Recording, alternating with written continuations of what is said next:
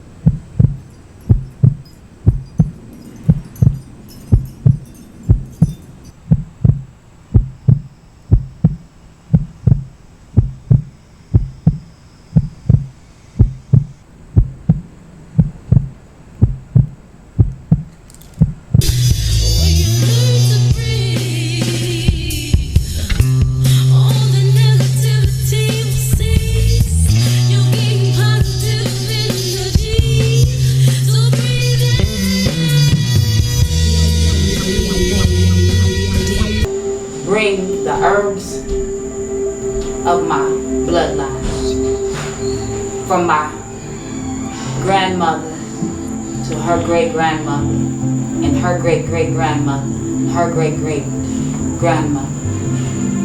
Do I bring the womb work of my bloodline, as I am a midwife and a root worker. In my presentation on root work, my intention is to help you to understand how we heal. A lot of times we look at the spirituality and we're seeking, we're looking outward at spirituality as it is outside of us. But the goal of spirituality is to hold together all that is you and all that is within the order of the all of God, of that one self. To hold us all together, hold it all together, and then to help it to move and flow harmoniously.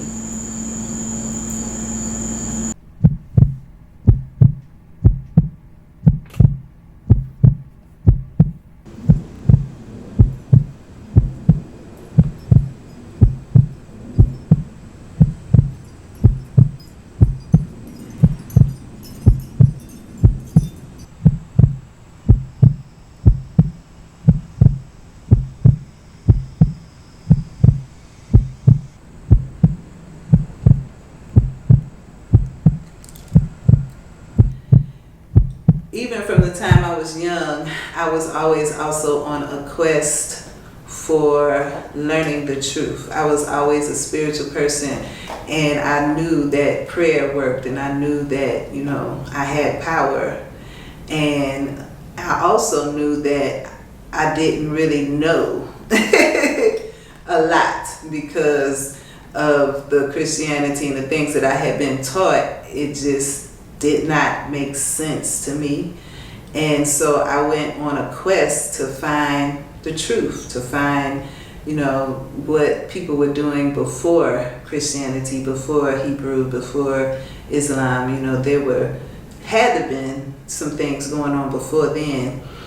When I was in high school, I used to doodle. Everybody doodles in high school, but one thing that I would doodle would be an eye. I would just always draw this eye. And so I later on realized I was drawing like the eye of Ra or the eye of Heru, and Sekhmet is also called the eye of Ra or the eye of Heru. So I found through my life that there's been many, many, many times that the connection that I have with, like my soul connection with my past lifetimes, is still a part of who I am. So the work that I'm doing, I realize is work that is is something that I've been doing probably for thousands and thousands of years. I'm Voodoo Queen Kalinda Laveau, and I am the Voodoo Queen of New Orleans, and I practice the Louisiana tradition of Voodoo.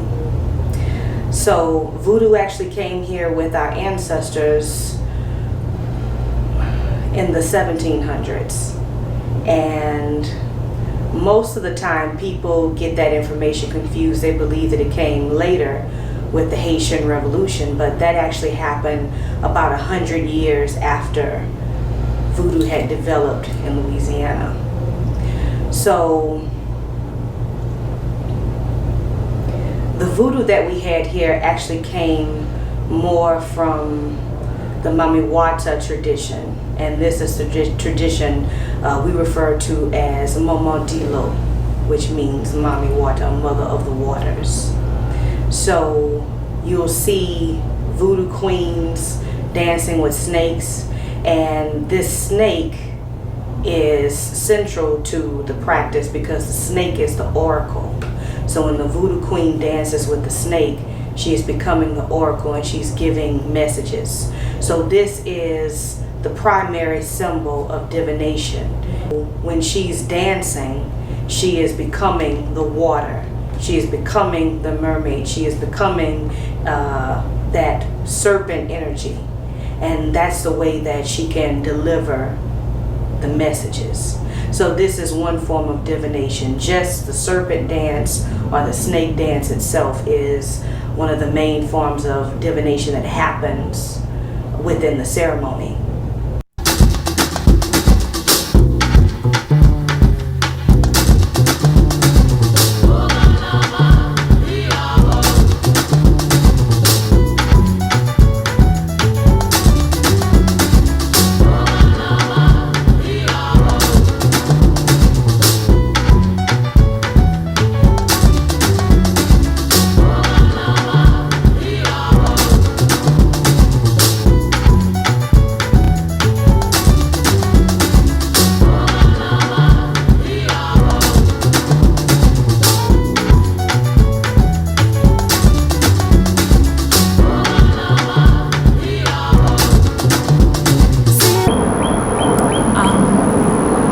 Started the book, and for some reason I just kept putting it down and picking it up and going back to it, and it wasn't really coming together, and I left it for a while.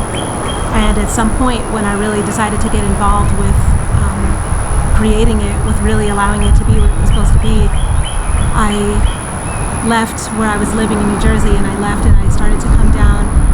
I came down to Florida, and then I left Florida and I went back to North Carolina. And I went from North Carolina back to Georgia and then back to Florida again. And all along the way, as I was going through these different parts, I was picking up different pieces of my ancestry and reconnecting with them and understanding. When I was a child, my mother passed.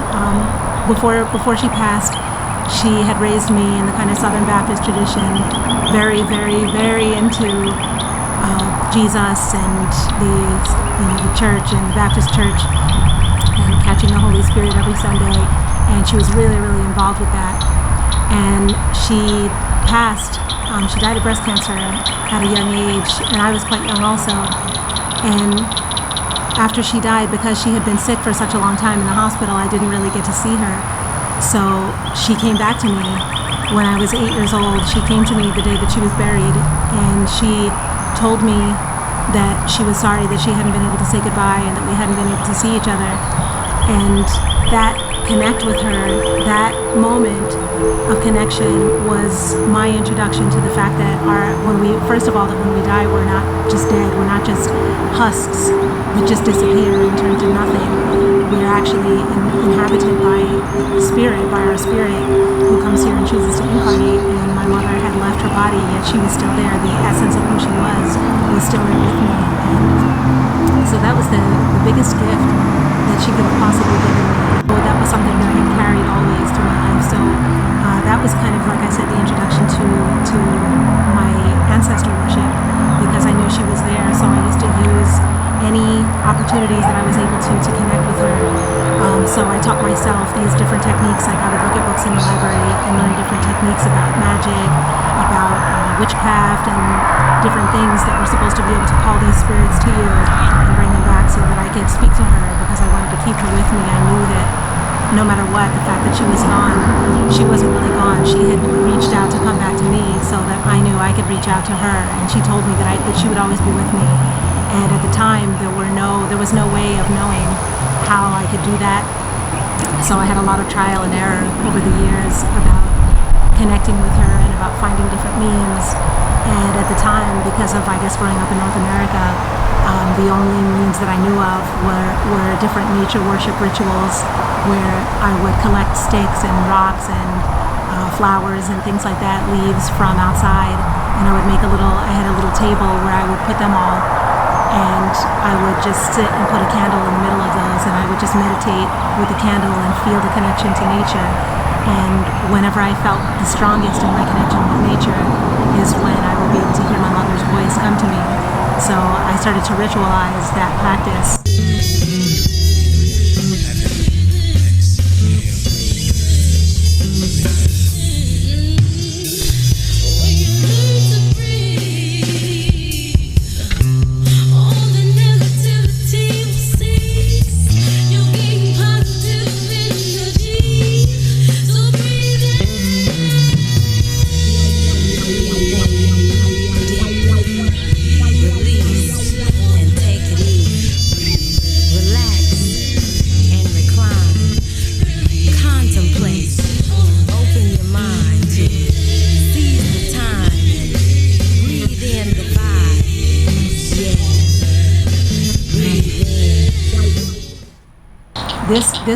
This is all one of the most sacred places for our people in the whole United States, because this county here is the seat of the biggest slave rebellion in U.S. history. The slave rebellion was so big and so successful that the U.S. Army spent two of its $2.5 million budget that was to cover everything for the whole United States. It spent $2 million of that budget fighting Florida to try to quell the rebellion. And so all of this land here is where our people lived here. They died here. They lived free on this land. And that was something really powerful to discover. So that happened for me one day. I was out in my backyard mowing the lawn, and I was bitten by a black snake.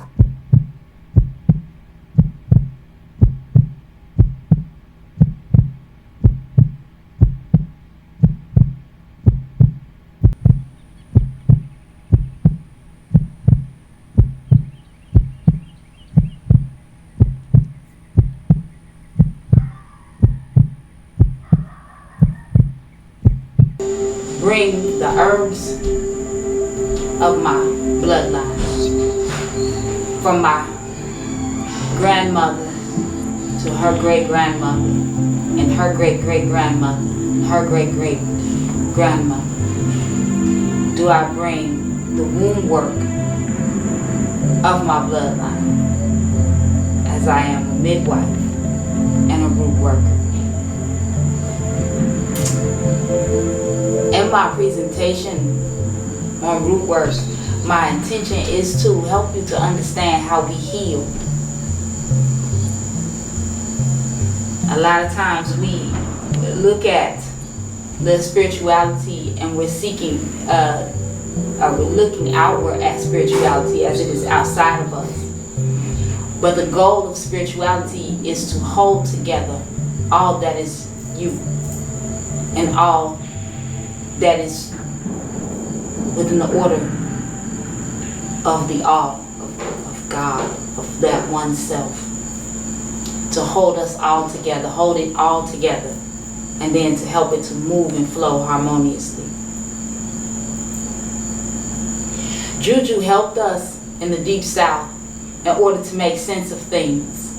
As people passed and people came, we helped out, we helped each other to ease pain and to celebrate in joy. We use herbs in every sense. Throughout the celebration of birth, did we use herbs for healing? Did we use herbs to make sure that there was no infection? But we also use herbs to help that person to pass on to the next round. We also use herbs to help that person to deal with certain situations in the here and now. These herbs were used extensively to bring about the divinities in order to bring about the divine in us.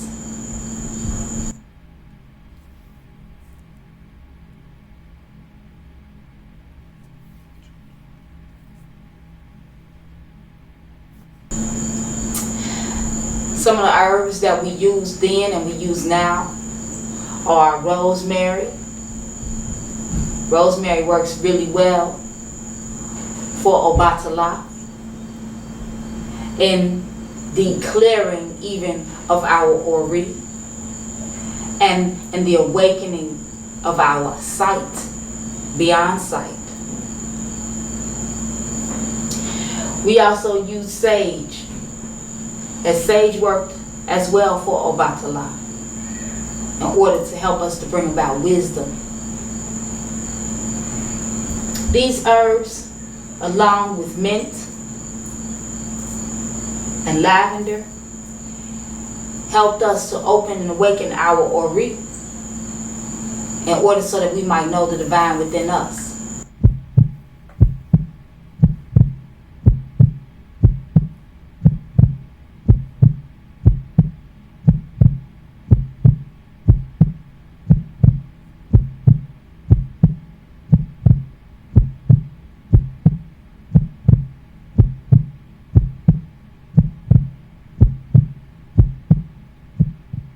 There was a lot of change that happened through just the use of the body vessel.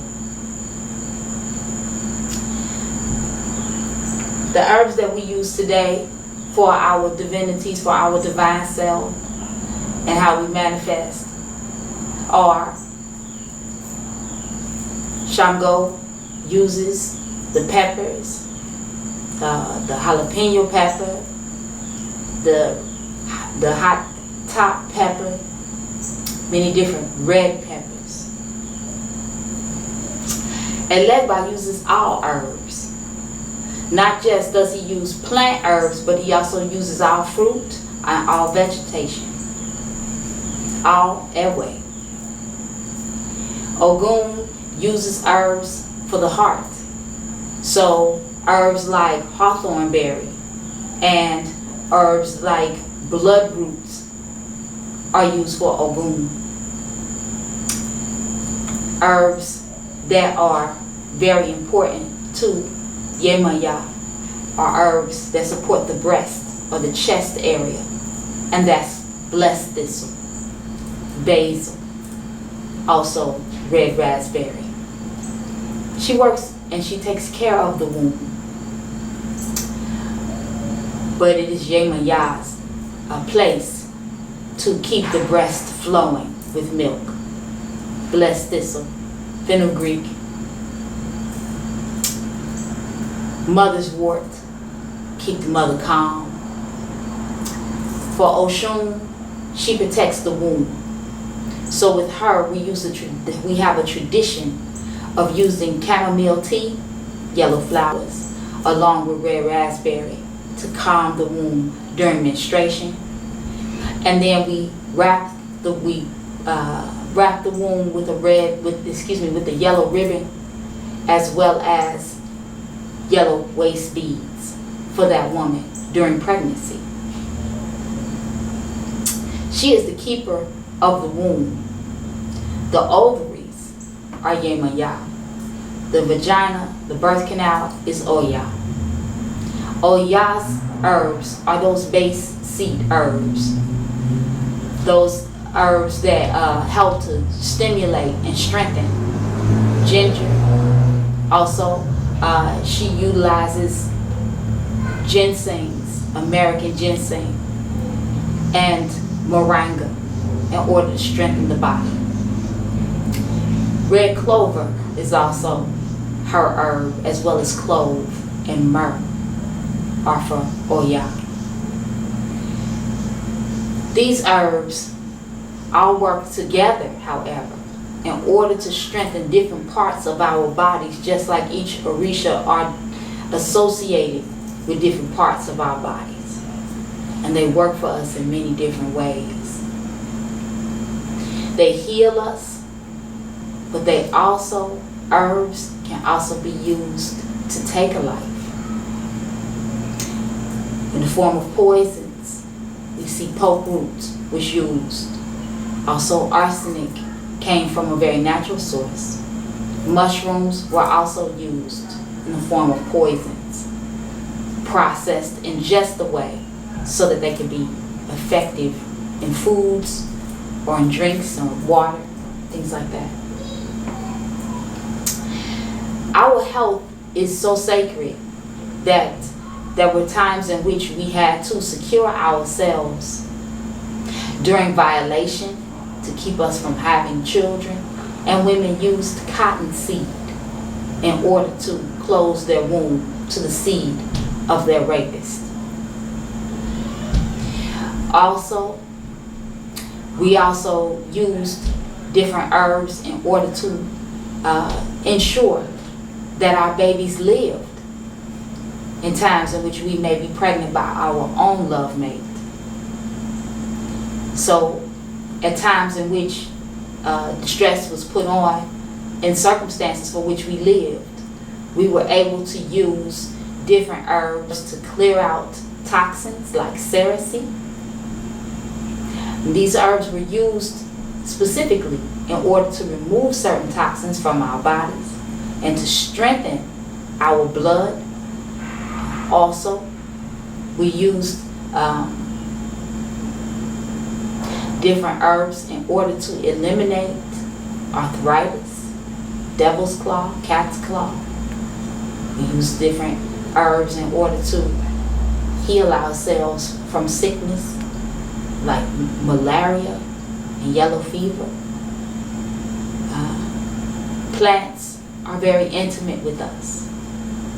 They work and move and literally have the same genetic encoding as our red blood cells.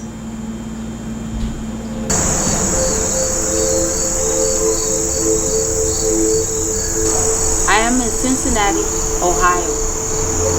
Cincinnati, Ohio rests at the belly of the Serpentine River, Ohio. The Ohio River. That river is south of the Serpent Mound. In between is the open mouth of the fault line of Mama Earth. As I say, y'all.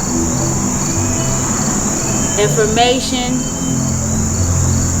I am being educated and informed through Asasaya to my person in relation to the herbs for which I use and how to use them to heal the person,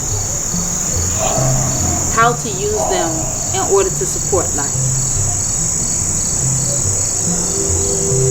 Healers were very important to our communities, as in captivity, or what they would call slave communities, they would not allow physicians to attend to us, so we had to attend to each other.